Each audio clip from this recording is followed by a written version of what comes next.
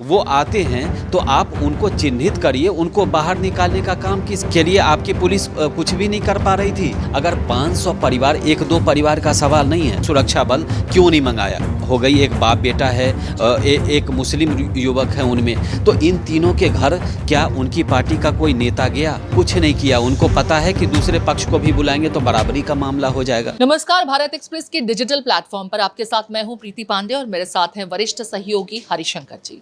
आज हम बात करेंगे वक्फ कानूनों की, जिसे लेकर के देश भर में हो हल्ला हो रहा है। हालांकि सुप्रीम कोर्ट में कई याचिकाएं भी दाखिल की गई हैं, लेकिन हम बात पश्चिम बंगाल की करने जा रहे हैं, जहां इस कानून के बनते ही जबरदस्त हिंसा हुई, तोड़फोड़ हुई, कुछ हिंदू परिवारों के पलायन की भी बात कही गई। आज दीदी इस बीच सामने आती हैं प्लेटफॉर्म पर। हालांकि बहुत ज्यादा खुलकर इस मुद्दे पर वो कुछ कहती नजर नहीं आ रही थी, और जो कुछ कहा वो सिर्फ इसके विरोध में ही प्रतीत हुआ।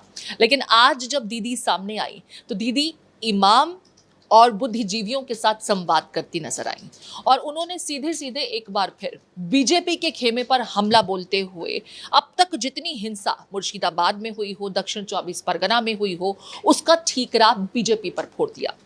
हरिशंकर जी से समझने की कोशिश करते हैं पॉइंट दर पॉइंट कि दीदी ने आज जो बातें कही उसे हम किस तरीके से देखें। खुद पर लग रहे आरोपों से पल्ला झाड़ने की कोशिश, क्योंकि वो किसी भी हिंदूवादी संगठन से तो बातचीत नहीं कर रही जिनका पलायन हुआ। वो बात किससे कर रही हैं? तमाम इमामों से, बुद्धिजीवियों से, जो उसी तबके से ताल्लुक रखते हैं। हरिशंकर जी, हालांकि दीदी की यही स्ट्रैटेजी रही है, तुष्टीकरण की राजनीति के लिए वो जानी जाती हैं। बीजेपी के खेमा तो कम से कम यही कहता है।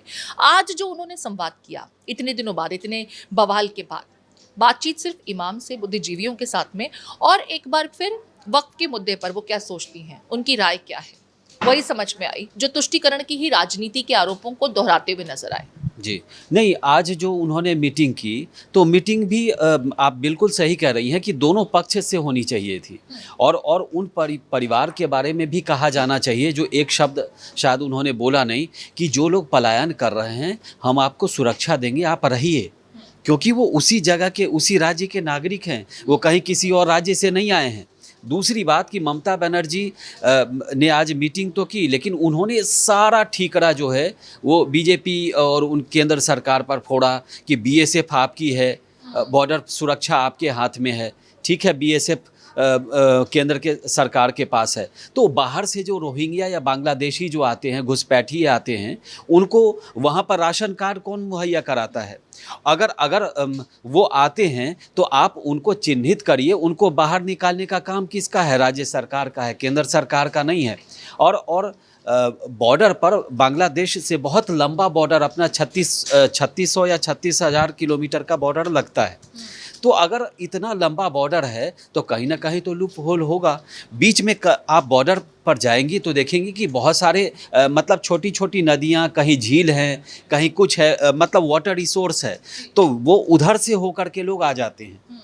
तो कई बार बीएसएफ, अब बीएसएफ की निगरानी अलग तरह की होती है, लेकिन आप हर जगह तो सीसीटीवी कैमरे लगा नहीं, कदम पर तो नहीं डिप्लॉय किए जा सकते, जवानों को भी नहीं लगाया जा सकता। और दूसरी चीज ये कि वो अगर आ भी गए, उनके दस्तावेज बनना, जिनका जिक्र आप भी कर रहे हैं, राशन कार्ड उनका बन जाना, ये सब कुछ तो कोई इंसाइडर ही कराता होगा। ऐसा नहीं होता कि सिस्टम को कुछ मालूम नहीं होता, सब कुछ मालूम होता है, लेकिन होने दिया जाता है क्योंकि वोट बैंक मजबूत हो रहा है, एक खास तबके का वोट बैंक मजबूत हो रहा है, इसीलिए तमाम दस्तावेज बन जाते हैं। यहाँ पर मैं दीदी का ही जिक्र करूंगी। हालांकि उन्होंने बहुत कुछ कहा, लेकिन उन्होंने जो आरोप लगाए उसमें सीधे सीधे बीजेपी पर डायरेक्ट अटैक था।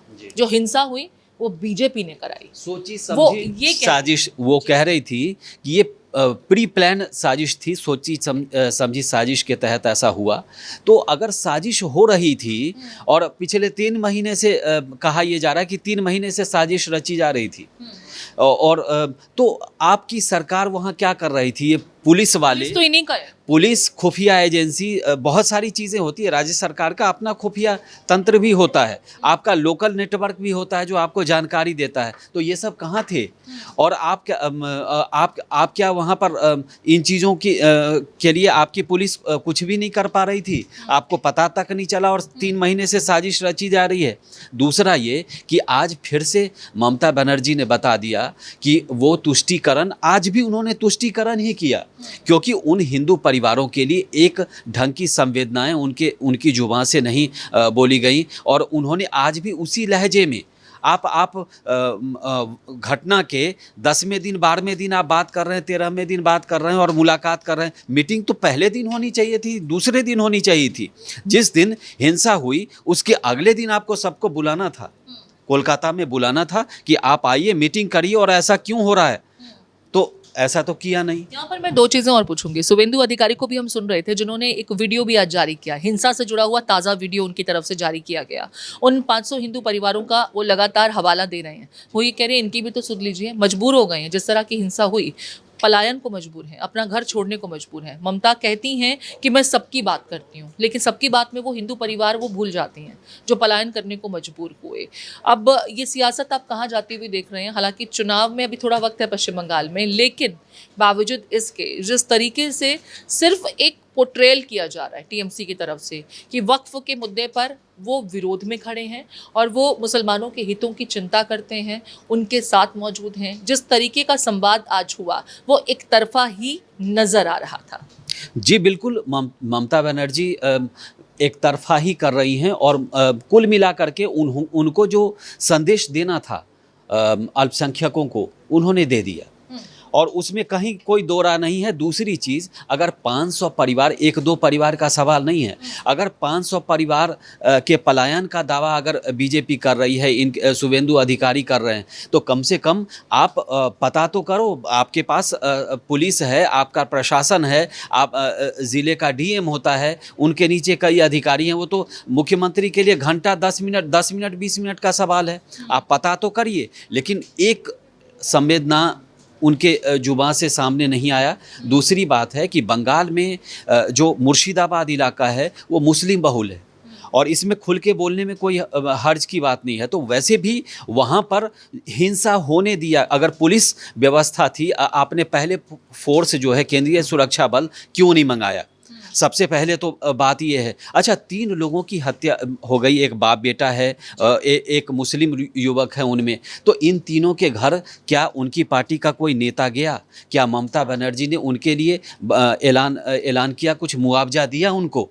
ममता बनर्जी को, उनके परिवार को या तो जाके मिलती, या अगर अभी जाने का माहौल नहीं था तो उनको बुला करके सम्मान देना चाहिए। माहौल नहीं था तो फिर एक तबके के लिए नहीं, वो दोनों तबकों के लिए होना चाहिए था। वो संवाद तो करती नजर आ रही हैं, और वो ये कह रही हैं कि जो हिंसा भड़काने का काम कर रहे हैं वो शुभेंदु अधिकारी कर रहे हैं, उनका नाम वो खुल करके लेती हुई नजर भी आई। यहाँ पर सवाल सिर्फ इतना है कि अगर आपके पास साक्ष्य हैं, आप ये कहती हैं कि हिंसा के लिए साजिश पहले से ताना बाना बुना गया और ये बीजेपी के खेमे से हुआ, तो पुलिस आपकी है, पूरा सिस्टम आपका है। जिस इंटेलिजेंस का आप जिक्र कर रहे हैं, ऐसी एजेंसीज उनके पास भी होती हैं इंटरनल। अब कार्रवाई नहीं हो रही है, सिर्फ यहाँ पर कैमरे के सामने आकर के एक ड्रामा रचा जा रहा है कि हम आपके सच्चे हितैषी हैं, हम आपके हितों की रक्षा करेंगे। वही हिंदू परिवार भी पूछ रहे हैं कि हमारे हितों का क्या, क्योंकि पूरा घर बार छोड़ करके रातों रात उन लोगों को निकलना पड़ा जिस तरीके की हिंसा हुई, और अभी भी स्थितियां सामान्य नहीं हुई हैं। वो ये कह रही हैं कि ये हिंसा जो हो रही है ये करवाई जा रही है, बीजेपी प्रायोजित उसे उन्होंने डिक्लेयर कर दिया। देखिए, बीजेपी पर जितना आरोप लगाएंगी उतना एक पक्ष जो है खुश होगा। अब देखिए, आपने मौलानाओं मौलवियों से आपने मुलाकात कर ली, उनके जो समाज के जो जिम्मेदार लोग हैं उनसे मीटिंग आपने की। दूसरे पक्ष से भी तो मीटिंग कर सकती थी, उनको भी बुला लेती।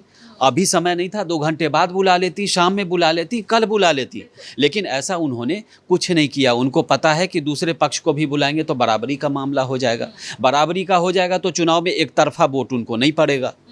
तो ये कुल मिला करके बीजेपी पर जितना आरोप लगाएंगी उनके सपोर्टरों को उतना सुकून मिलेगा, उतना अच्छा होगा, और उनका वोट बैंक पक्का होगा। ममता बनर्जी आप देख लीजिए, लगातार जो इस बार अगर इस बार चुनाव में आती हैं तो वो तीसरी बार होगा, और 2 बार के बाद ये कोई वामपंथ की सरकार नहीं है जो 30 साल तक लगातार चलेगी।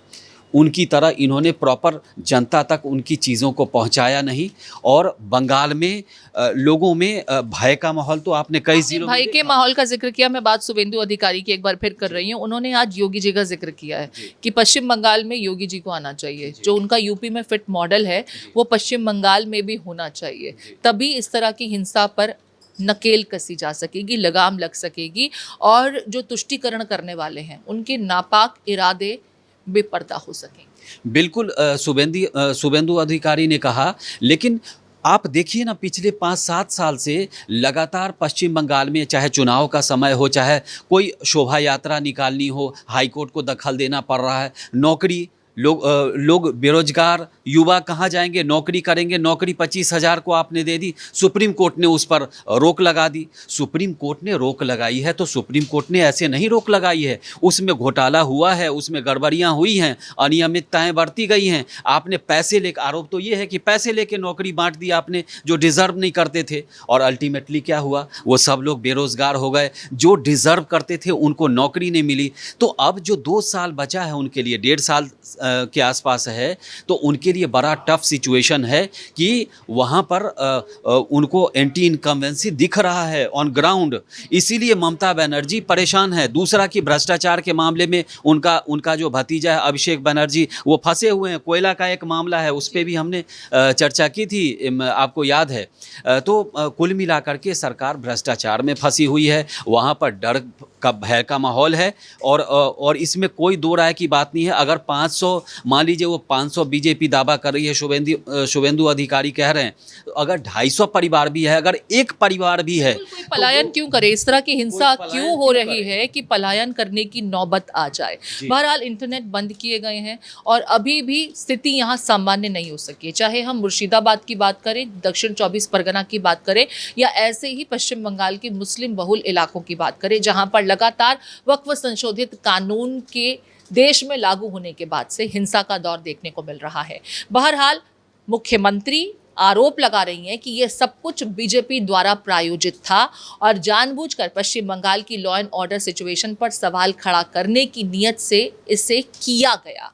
करने वाले कोई और नहीं, टीएमसी की तरफ से नहीं, टीएमसी का कोई कार्यकर्ता नहीं, कोई मुसलमान भी नहीं, बल्कि हिंदू खेमा था। आज यही मैसेज कम्युनिकेट करती नजर आई जब इमामों के साथ, बुद्धिजीवियों के साथ ममता बनर्जी तथाकथित वक्फ के मुद्दे पर संवाद करने पहुंची। इस विषय को आप किस तरीके से देखते हैं? आपके कमेंट्स का इंतजार रहेगा।